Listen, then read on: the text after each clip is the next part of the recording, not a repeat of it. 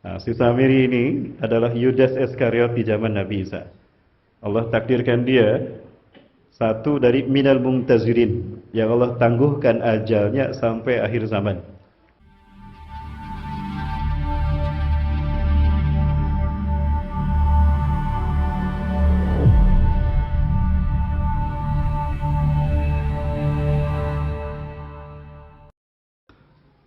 Bagaimana kabarnya hadirin kaum muslim semua sehat?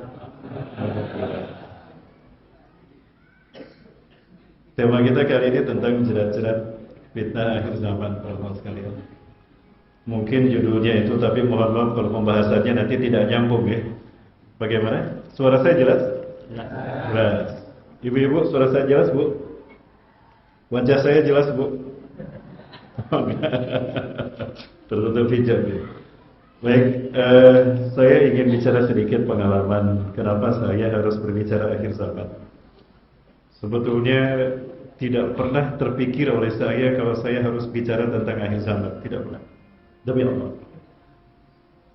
Tidak pernah secara terbuka begini live, apalagi saya berbicara tentang Dajjal, konspirasi Yahudi, fitnah akhir zaman, tidak pernah.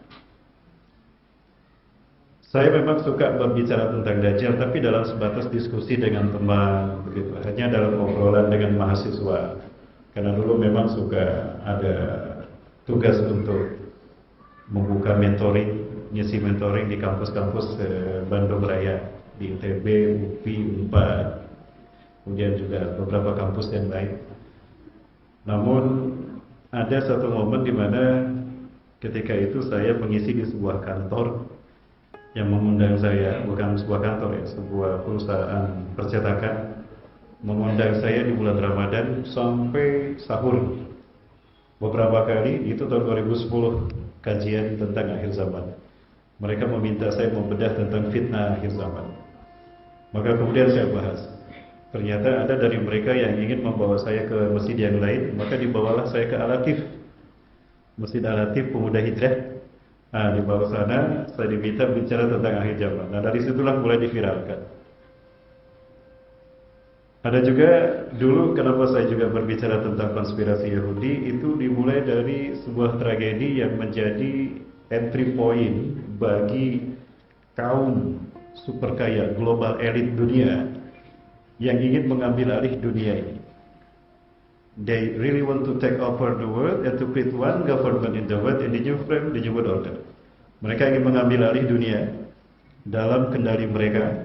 Bahkan mereka ingin meriset peradaban ini seolah-olah mereka Tuhan. Mereka ingin mengatur semua sistem hidup kita. Itu dimulai dari dihancurkannya WTC.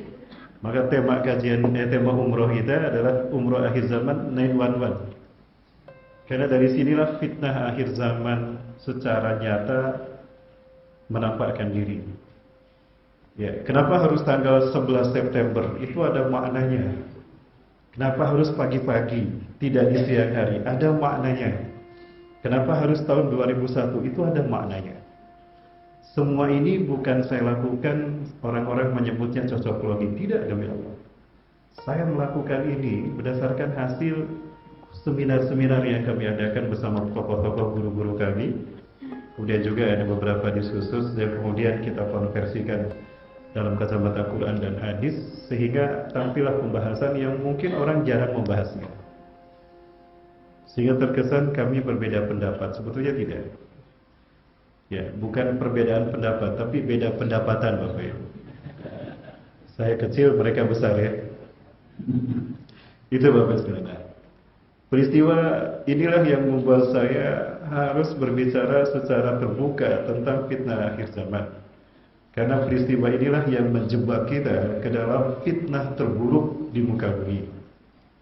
Fitnah itu ya fitnah akhir zaman, fitnah konspirasi iblis dan dajjal.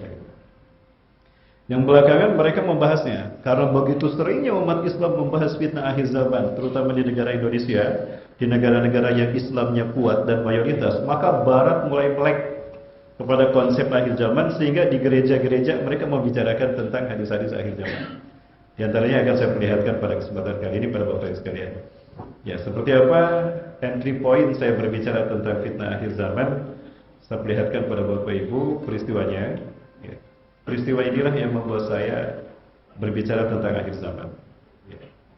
Yang saya prihatin adalah Bapak sekalian, oleh karena itu jangan kemana-mana, tetap bersama saya setelah yang satu itu.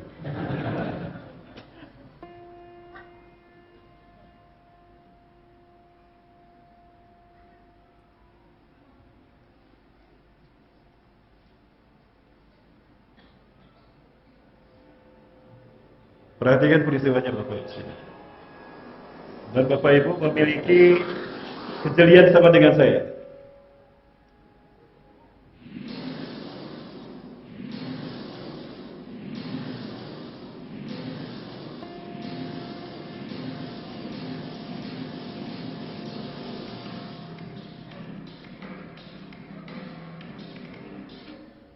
Dari situ sudah mulai ada hal-hal yang aneh.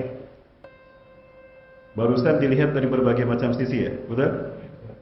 Kok bisa? Seolah-olah kamera sudah ada sebelum kejadian, betul? Mungkin nggak orang kebetulan itu bisa merekam seperti itu? Mungkin tidak? Itu dari angel yang sangat bagus dari berbagai sisi. Kok bisa orang sempat kalau memang itu insidental, koinsiden? Tiba-tiba, nggak mungkin ada kamera seperti itu. Ini kan tidak masuk di akal. Jadi ini sudah direkayasa.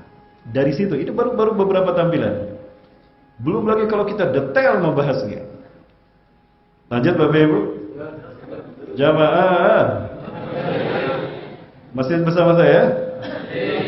Sebentar. Tadi saya tanya sama Ustaz Dik Dik, sampai jam berapa? 1 jam. Berarti sampai jam berapa kajian kita? Sampai jam 9 ya? Sampai jam 12. Ah, benar. Sampai subuh. Saya tagih sampai subuh. Gak boleh ada yang muntaber. Tahu muntaber? Mundur tanpa berita. Tahu-tahu sepi nih, kemana jemaah? Baik, kita lanjut Bapak Ibu sekalian. Ya.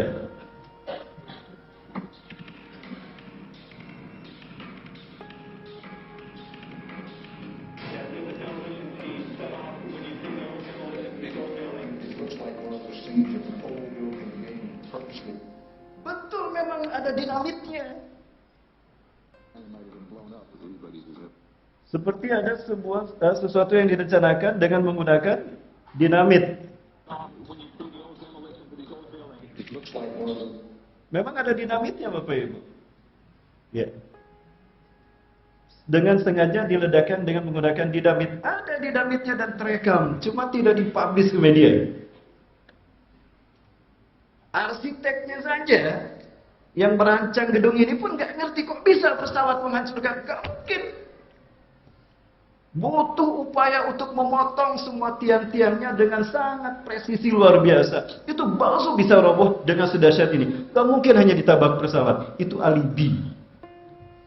Banyak kebohongan di sini. Dan dengan kebohongan ini dunia dipaksa percaya. Bapak, ini fitnah yang menjebak kita kepada sistem yang sangat besar, konspirasi iblis dajjal. Kenapa saya katakan demikian? 911 11 September 911. Ada yang enggak apa itu kata 911? Angka keramat, betul? Kalau ada kejadian kebakaran di kota-kota besar di New York seperti di Manhattan ini, call 911, telepon 911, 9911, telepon. Maka orang akan bergantung kepada keberadaan 911, betul? Tidak kepada Allah, tidak kepada Tuhan, tapi kepada 911. 911 ini siapa? 9 tambah 1 berapa? 10 tambah 1 11. Kita bahas angka 11. Dalam peristiwa ini jelas sebetulnya angka 11 itu terlihat. Jamaah masih nyambung dengan saya? Kita lihat lagi.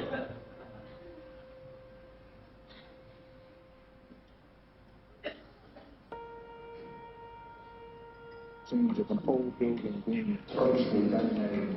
Everybody who's ever watched a building being demolished on purpose knows that if you're going to do this, you have to get at the under-infrastructure of a building and bring it down.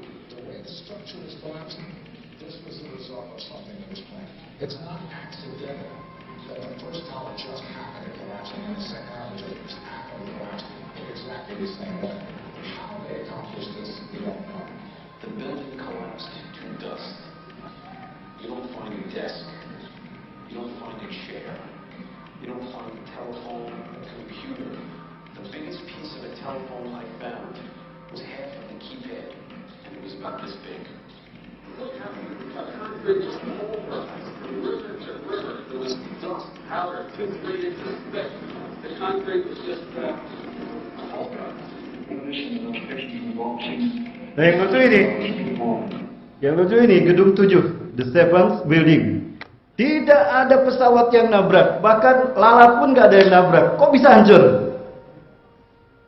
Dan hancurnya mirip seperti gedung yang sengaja dirobohkan. Bapak Ibu, ini sudah banyak hal-hal yang oleh orang yang bodoh seperti saya, bukan tim investigasi saja, kita udah paham Bapak Ibu, ini rekayasa. Itu Bapak Ibu dapat Allah Subhanahu wa taala. Nah, kemudian tadi dikatakan ada bum bum bum bum meledak. Nah, kita dengar tadi ya.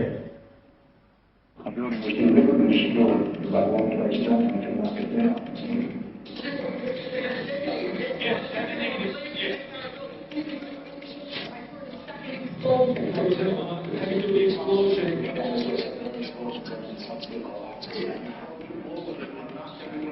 Ya, bum bum bum bum, betul itu ada. Dan ketika saya tonton detail, itu betul, ada meledak. Di tingkat ini, itu dinamit yang sudah dipasang. Jadi ditemukanlah hasilnya. Kongres Amerika membentuk komisi khusus untuk menemukan siapa dalang ini dan bagaimana mereka menghancurkannya. Ternyata ketemu. Dan ternyata itu dilakukan oleh orang dalam Amerika sendiri. Begitu peristiwa ini terjadi, saya telepon teman-teman di mana-mana. Ada yang sedang di Amerika. Alhamdulillah teman-teman semua mencari data. Ini kebohongan. Saya katakan, jeli gak? Coba itu. Alhamdulillah mereka jeli juga. Akhirnya data ini saya kumpulkan. Film yang Bapak Ibu saksikan ini langsung dari Amerika saya dapat. Dari Komisi 911. Apakah saya cocok lagi? Datanya saya kumpulkan. Proses saya lakukan.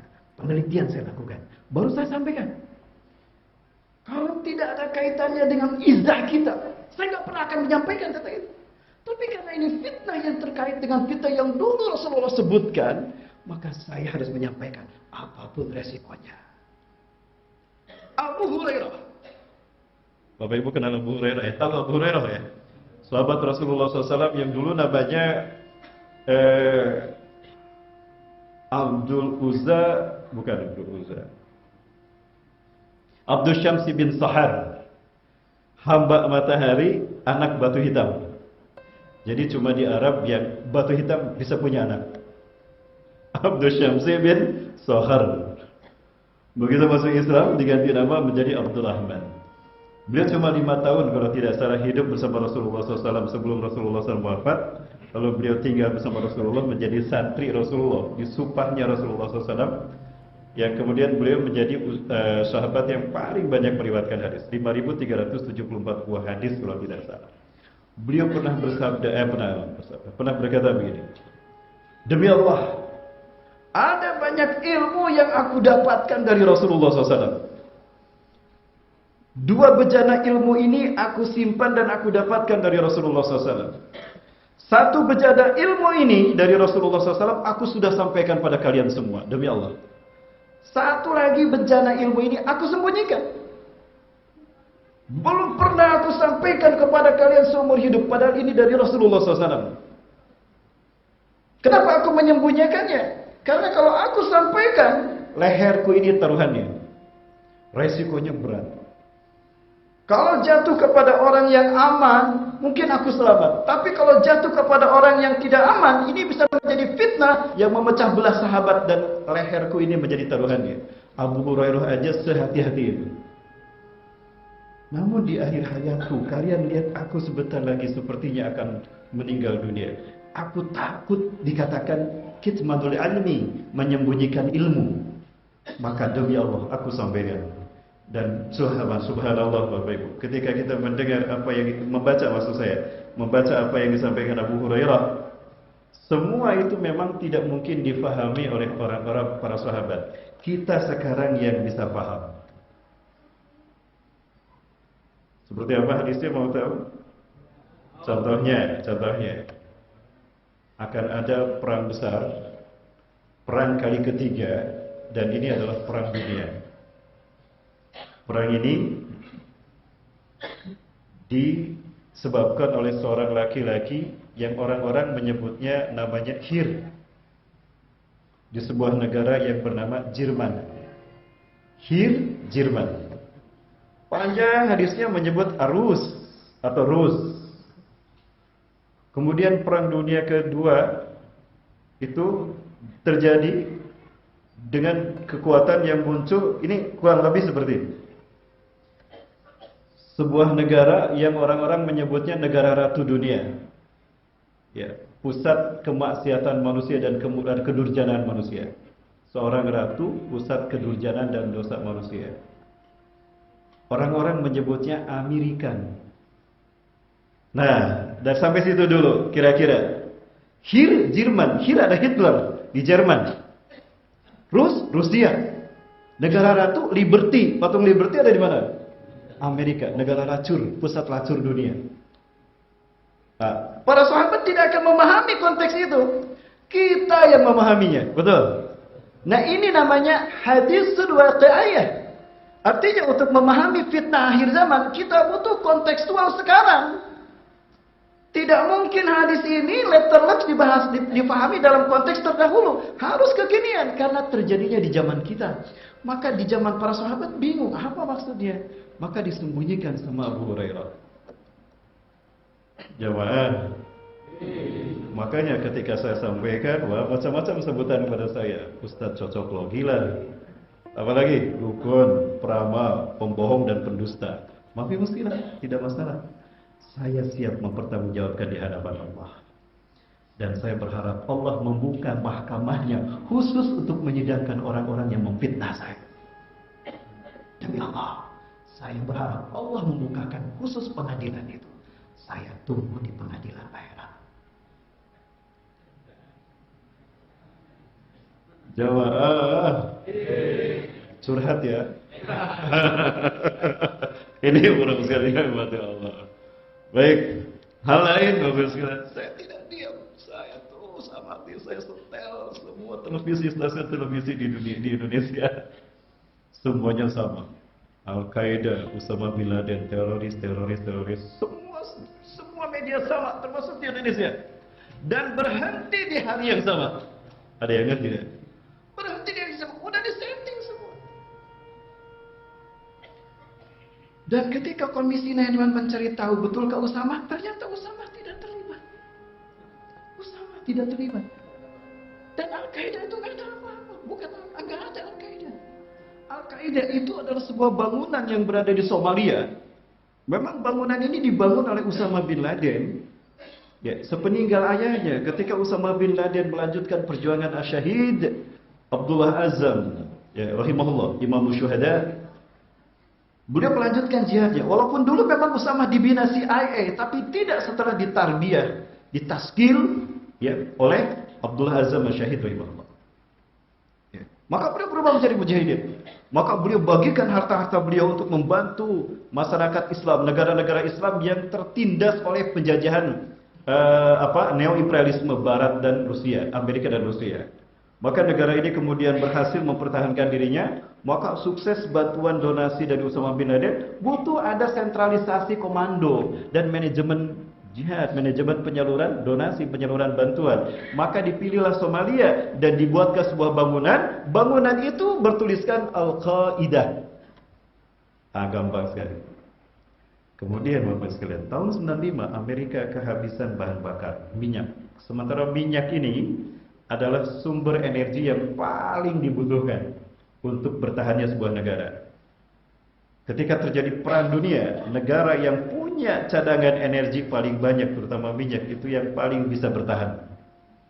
Cina tidak punya minyak. Negaranya tidak bisa menghasilkan minyak sebanyak negara lain. Maka Cina menggelontorkan 80% anggaran belanja negaranya untuk membeli minyak. Tapi nggak mungkin beli minyak di Timur Tengah, sudah diborong sama Amerika. Maka Afrika dan Asia yang yang dibidik Bapak Ibu sekalian. Lihat Angola sekarang, tidak ada masjid, hancur semua. Islam keluar dari Angola, tidak mau keluar lagi, dibantu. Dan saya sampaikan, jamaah, jadi curhat saya. Boleh jawab?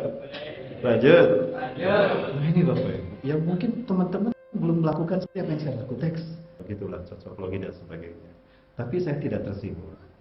Yang jelas Allah tidak akan salah menilai. Betul jamaah? Baik. Dan kata-kata cocokologi ini pertama keluar dari lisan orang yang itu jamaah curhat ya.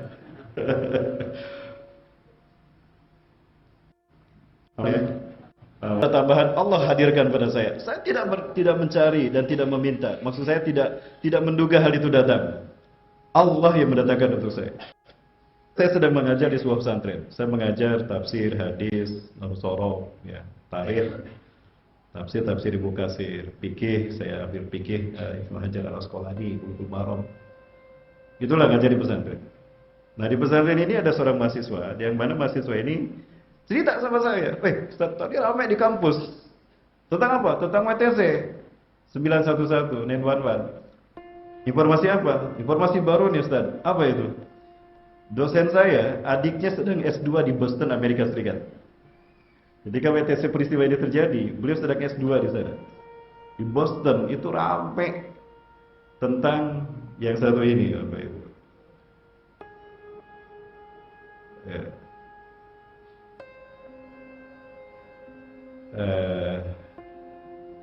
Ini saya langsung peragakan di hadapan Bapak Ibu sekalian. Ini yang saya lakukan. Saat itu saya sedang membaca biografi Bill Gates.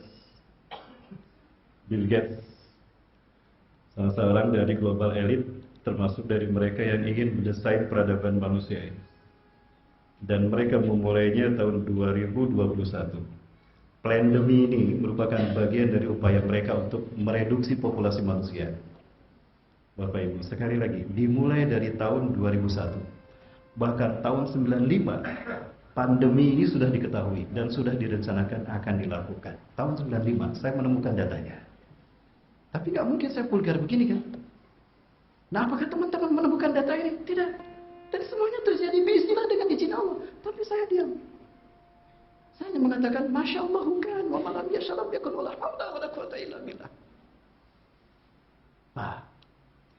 Apa yang ramai di Boston? Salah satu pesawat yang menabrak menara kembar. Ini sekali lagi informasi yang sampai saat itu ramai di Boston, sampai pada kami. Biasa kalau ada informasi, ada tesis, ada antitesis Bapak Ibu. Saya perlihatkan pada Bapak Ibu sekalian prosesnya. Seperti ini. Ada pesawat yang menabrak menara utara. Itu nomor seri penerbangannya Q33NY. Saya lakukan ini. Saya sedang membaca Microsoft karena siapapun bisa terkenal dengan cepat, terkenal langsung, publish, bisa berkuasa dalam waktu cepat, naik berkuasa, mau tingkat dunia, mau tingkat negara, bisa, mau bisnisnya maju, bisa, asal menjadi bagian dari pelayan kepentingan Dajjal. Gampang. Nah, Bill Gates bisa cerdas lalu melezit karirnya. Saya tidak curiga ya. Kemana-mana pasti, wah ini bagian dari secret society. Mohon maaf bahasa seperti itu. Nah, saya kaji tentang sejarahnya. Ketemulah tentang teknik bagaimana Microsoft membuat sistem fonetik. Sistem fonetik itu tata pembuatan huruf. Nah, yang saya lakukan ini Bapak Ibu. Ini saya blok, saya copy paste, Ctrl C. Saya copy paste 2 kali. Yang ini saya rubah fontnya ke Wingdings.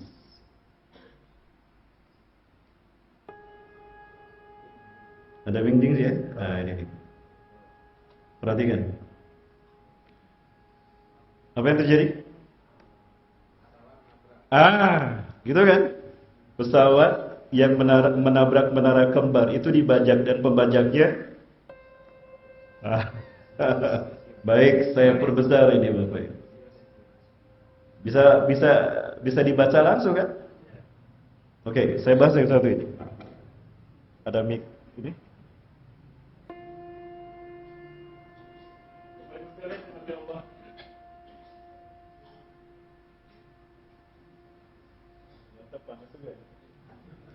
Di Bandung dingin nggak? Saya tinggal di lereng gunung Bapak Ibu. Jadi terbiasa pakai jaket, pakai sorban karena dingin. Datang ke sini ternyata iklimnya cukup panas juga. Iklim politiknya. Karena ini kampung halaman Pak D. Bapak Ibu dan Allah. Ini kembar tidak? Kembar. Dan tinggi ya. WTT itu tinggi kan? Dan kembar. Ada salah satu buku ya, beberapa buku tentang Zionis internasional saya baca waktu itu. Ada buku Desain Tuhan, Kehendak Tuhan atau Desain Yahudi, Max Diamond. Ada sudah ada terjemahnya. Ada buku Zionisme Terhadap Menguasai Dunia, karya almarhum kalau merantau beliau guru kami, Jenderal Maulani, mantan kepala BIN, tapi beliau komitmen untuk perjuangan Islam dan kaum muslimin. Maka nasibnya gak lama, persis seperti tokoh-tokoh ulama-ulama kita yang saat ini sudah tidak ada. Memang ajar itu Allah tetapkan, tapi caranya itu bisa direkayasa. Ya, kemudian dari hasil diskusi-diskusi itulah melahirkan sebuah kesimpulan yang subhanallah membuat saya bisa mempersatukan pasal-pasal konspirasi akhir zaman. Jelas-jelas kita akhir zaman ini, baik. Bapak Ibu kenal dengan sosok yang bernama yang bergelar Iblis kan? Tahu ya? Iblis. Nama aslinya siapa? Azazil. Allah yang memberi nama itu. Azazil. Azza yu'izzu 'izzan. Ini Allah. Azza Abdul. Jadi Azazil artinya Abdul. Azazil. Azza yu'izzu 'izzan, yang dimuliakan atau kemuliaan. Ini Allah. Jadi Azazil artinya yang Allah muliakan. Bagus namanya ya? Bagus namanya Azazil, yang Allah muliakan. Bagus namanya Ustaz. Boleh jadi nama anak saya.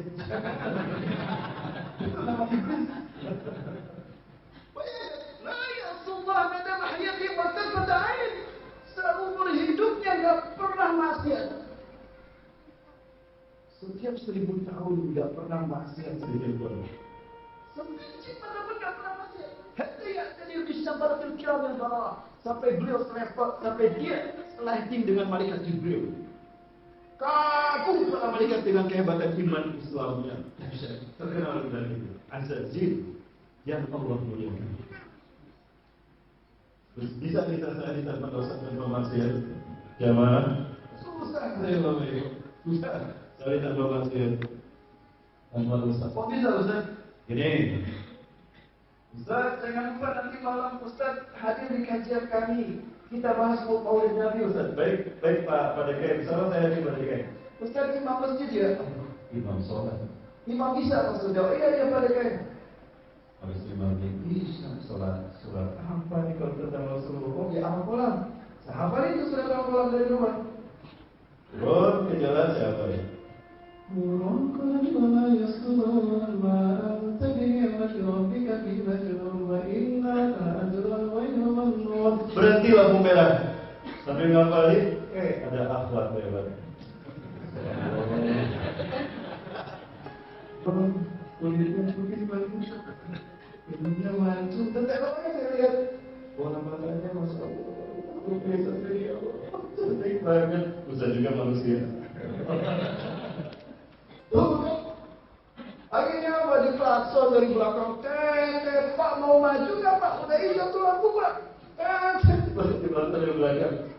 Maaf Pak, lemas itu ada apa? Tuh Bapak Ibu. Kita bisa menciptakan iman Islam kita, tapi lingkungan belum tentu Bapak Ibu. Betul? Lingkungan belum tentu. Azazil hidup di alam malaikat, tidak pernah sedikit pun berbuat maksiat. Dosa pertama yang dilakukan, tidak mau sujud kepada Nabi Adam karena merasa diri lebih baik Bapak Ibu. Ana khairu minhu, khalaqtani min nar, khalaqtahu min tin. Engkau ciptakan aku daripada api dan kau ciptakan Adam dari tanah. Gengsi, masa Raja Api Ozai harus sujud sama Avatar Eng? Masa Dewa Api harus sujud sama Avatar yang apa? Penggerak bumi, tanah, air dan udara. The Last Air Blender. Masya Allah Bapak Ibu. Sombong dia. Ternyata hebatnya dia, dahsyatnya ibadah dan iman Islamnya untuk menunjukkan kehebatannya. Tidak ikhlas karena Allah. Maka Allah uji dia keikhlasannya. Disuruh sujud kepada orang yang dia remehkan. Sujud malaikat, dia tidak. Saat itulah dia bergelar iblis. Allah kutuk dia. Dalam beberapa riwayat yang saya baca, itu dalam bentuk seekor ular. Ular besar, bersayap, bertanduk, punya 2 cakar kaki dan tangan, bisa mengeluarkan api dan bisa berbicara. Ular apa? Itu sejarah ular naga di dunia. Nah, kebayangkan dengan 1 naga iblis ini dunia gonjang-ganjing. Lah Indonesia 9 naganya. Mau tidak gonjang-ganjing gimana? Betul? 9 naganya. Lebih dahsyat lagi. 1 naga ada di Sumatera Utara. Ayo, naga apa? Naga Bonar atau apa? Enggak apa. Nah, Bapak Ibu sekalian, dalam satu kisah yang disampaikan oleh para pemuka-pemuka agama dan ahli sejarah, dia Allah turunkan di Dastamaisan di Basrah, Irak. Dia membuat istana di benua Atlantik, di Samudra Atlantika yang kita kenal dengan segitiga Bermuda. Sebuah area lepas pantai yang dihubungkan oleh titik Pulau Bermuda, Florida dan Puerto Rico. Nah, di situ dia bikin istana. Samiri, sosok yang dulu membuat patung anak sapi yang kemudian disembah oleh Bani Israel. Ini patung Samirinya. Kami baru pulang dari sana Bapak Ibu ya, beberapa hari yang lalu. Kami bawa jamaah ke sini Bapak Ibu.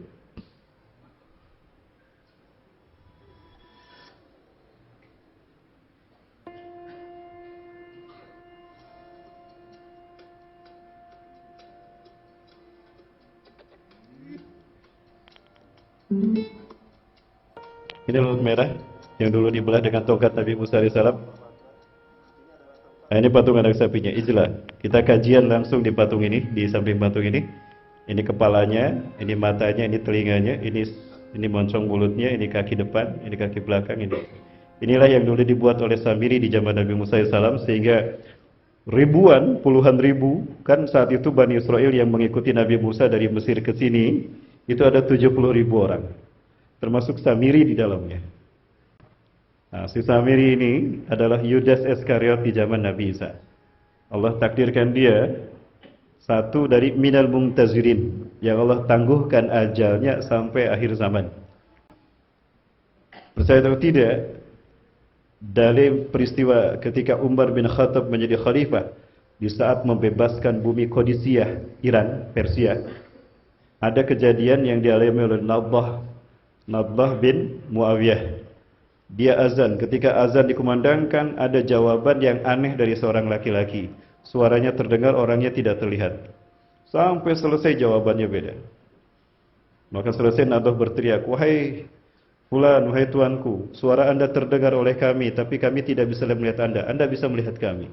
Tolong tampakkan diri Anda, siapa Anda?" Orang itu keluar. Ternyata laki-laki yang sudah putih beruban rambutnya.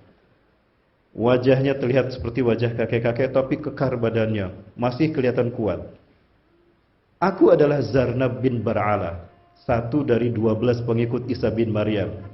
Masih hidup sampai sekarang." Ya. Isa bin Maryam al-Masih Nabiullah ini berdoa kepada Allah, meminta kepada Allah agar aku dipanjangkan umurnya sampai beliau turun nanti di bumi Syam, untuk menjadi saksi atas dakwah yang pernah beliau lakukan. Tidak pernah mengklaim dirinya Tuhan, anak Tuhan, atau satu dari 3 Tuhan. Itu Zarnab bin Bar'ala menjadi saksi, selain dari Barnabas. Jamaah, bisa diikuti? Semua hal ini saya kumpulkan, saya urutkan dari A sampai Z, baru saya ceramahkan satu-satu. Memang tidak semua orang bisa menerima. Jangankan yang awam, ustadz pun belum tentu bisa menerima. Yang menerima alhamdulillah, yang tidak menerima ya ngomongin saya di media. Curhat. Ini jamaah yang dirahmati Allah, Zarnab bin Bar'ala. Baik, Bapak Ibu rahmati subhanahu wa ta'ala, sampai mana tadi? Bapak Ibu yang mau ikut saya silakan insya Allah. Jadi kami kajian di tempat di mana Allah mengutus Nabi dan Rasul. Kita ke Kairo, keliling Kairo, kita lihat Fir'aun, jasad Fir'aun seperti apa. Cuma Fir'aun yang jasadnya matanya terbuka. Selebihnya mumi yang lain matanya tertutup. Cuma Fir'aun yang terbuka matanya. Bagaimana tidak stres Fir'aun? Setiap pagi dan petang Allah perlihatkan nerakanya. Nih Fir'aun nerakamu. Mau tidak stres gimana coba? Setiap pagi dan petang Allah perlihatkan nerakanya. Sebelum dia mati tenggelam. Tujuannya apa? Allah beri waktu dia untuk bertobat. Tapi ternyata saking sombongnya dia tidak bertobat. Hebat dia, kaya raya, badannya besar. Ya, lebih daripada jenderal. Banyak jenderal yang berkuasa, kuat, hebat. Akhirnya tumbang juga. Yang ini jenderal bukan, badannya tidak kuat, kerempengan, wong desa, gak mau turun. Ketua RT, mohon maaf, keceletot pada muslim. Aman? Pak RT ya.